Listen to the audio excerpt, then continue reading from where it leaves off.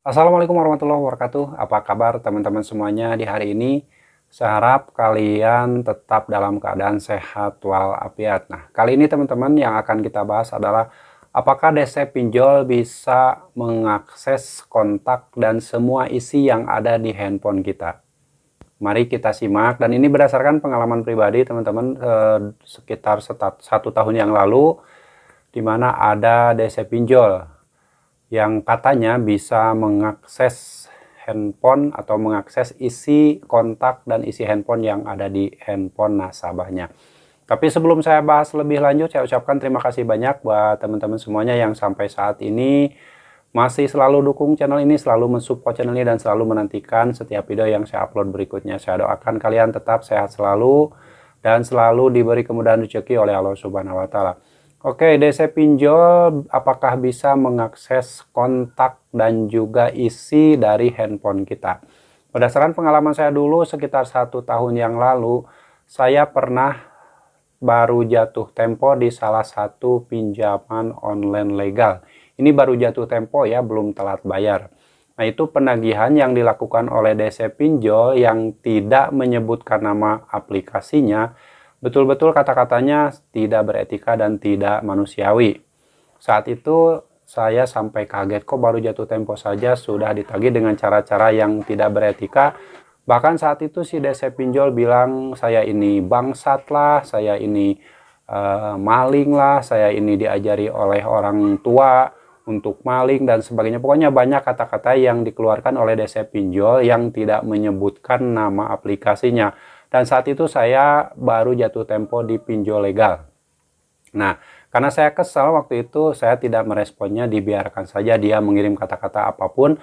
Lalu di beberapa jam kemudian, si DC pinjol ini mengirimkan semacam link melalui SMS. Link dikirimkan ke SMS. Nah, saat itu saya tidak mencoba untuk mengkliknya karena saya khawatir kalau misalkan link tersebut diklik, nanti semua data-data yang ada di handphone saya bisa disedot ataupun bisa diakses oleh orang yang tidak saya kenal. Nah, makanya buat teman-teman semuanya, mungkin ada yang baru jatuh tempo atau sudah telat bayar di pinjaman online, mau itu legal ataupun ilegal, sebaiknya Anda berhati-hati ketika ada DC pinjol yang mengirimkan link ke handphone kalian, baik itu dikirimkan melalui WA, melalui SMS, ataupun melalui email, atau melalui apapun yang sekiranya itu bisa mengakses isi dari handphone kita. Nah, itu harus ekstra hati-hati karena saya khawatir kalau misalkan kalian lengah dan tiba-tiba mengklik link tersebut, semua isi handphone kalian khawatir nanti bisa diakses dan bisa diambil alih oleh oknum DC pinjol tersebut. Nah, pada faktanya setelah saya melewati fase tersebut dan linknya tidak sempat saya klik, ternyata si DC pinjol itu tidak bisa mengakses kontak saya.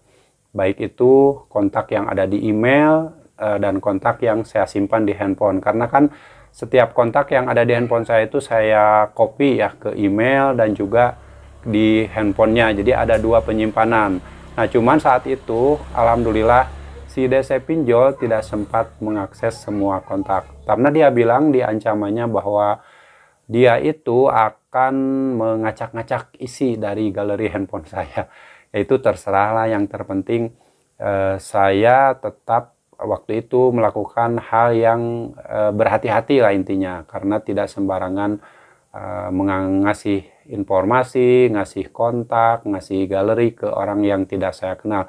Kalaupun misalkan terjadi DC pinjol ini mengakses isi handphone kita, yaitu mungkin di luar kewenangan kita, tapi sebaiknya buat teman-teman semuanya yang saat ini mengalami telat bayar atau bahkan gagal bayar di aplikasi pinjaman online, sebaiknya dari awal ketika kalian sudah memutuskan untuk gagal bayar karena ketidakmampuan untuk membayar, saat itu pula yang harus kalian lakukan adalah ganti kartu, ganti email, ganti nomor WA, dan reset HP ke setelan pabrik agar DC pinjol ini kemungkinan besar tidak mengakses kontak yang ada di handphone kalian. Secepatnya, pokoknya kalian sudah merasa nih, saya ini sudah tidak mampu bayar lagi. Nah, hari pertama keterlambatan atau hari kedua keterlambatan, saat itu pula kalian harus ganti kartu, ganti email, ganti nomor WA, dan reset HP kesetelan pabrik. Hal itu dilakukan agar terhindar dari segala macam kemungkinan-kemungkinan yang bisa saja terjadi ketika ada oknum dari DC pinjol yang mengakses semua isi kontak dan semua isi yang ada di handphone kalian. Jadi sebaiknya dari awal, sebelum semuanya terlanjur, sekali lagi kalau kalian sudah merasa tidak sanggup bayar, segera stop pembayaran dan secepatnya ganti kartu, ganti email, ganti nomor WA, dan reset HP kesetelan pabrik. Jadi teman-teman yang saat ini mungkin ketakutan ketika kalian sudah tidak mampu bayar dan sudah tidak bisa memaksakan lagi untuk bayar karena ketidakmampuan tadi, sebaiknya ganti kartu, reset HP kesetelan pabrik. Itu akan aman dari teror setiap harinya. Dan kalian bisa fokus dengan aktivitas seperti biasa, mencari rejeki, aktivitas kalian yang mungkin akan lebih bermanfaat daripada kalian terus-terusan memikirkan pinjaman online.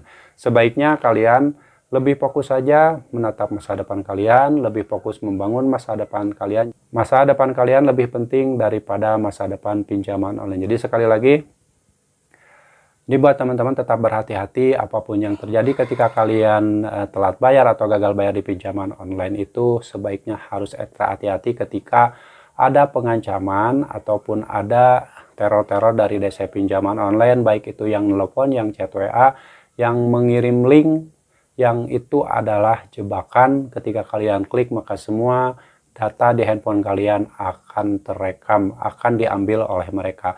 Jadi sebaiknya ekstra hati-hati. Oke teman-teman, itu sekedar saran dari saya berdasarkan pengalaman saya setahun yang lalu ketika baru jatuh tempo saja sudah ditagih dengan cara-cara yang tidak beretika oleh oknum DC pinjaman online. Dan saat itu saya telat bayar, baru jatuh tempo di pinjaman online legal, dan DC pinjol yang menagih itu tidak menyebutkan nama aplikasinya. Yang terpenting siapapun DC pinjol tersebut, baik legal ataupun ilegal, kalau menagih dengan cara-cara yang tidak beretika, solusinya adalah secepatnya gagal bayarkan dan ganti kartu, reset HP kesetelan pabrik untuk menutup akses mereka dan untuk menghentikan semua teror yang mereka lakukan. Buat teman-teman yang sampai saat ini masih mempunyai permasalahan hidup, terutama dengan pinjaman online, permasalahan keluarga, dan permasalahan lainnya, saya doakan Allah segera membukakan pintu, Allah segera membukakan solusi untuk kalian, dan agar kalian bisa lebih fokus dan hidup kalian lebih baik. Dan semua yang permasalahan dunia ini pasrahkan sama Allah. Saya yakin Allah akan memberikan jalan keluar yang terbaik untuk Anda.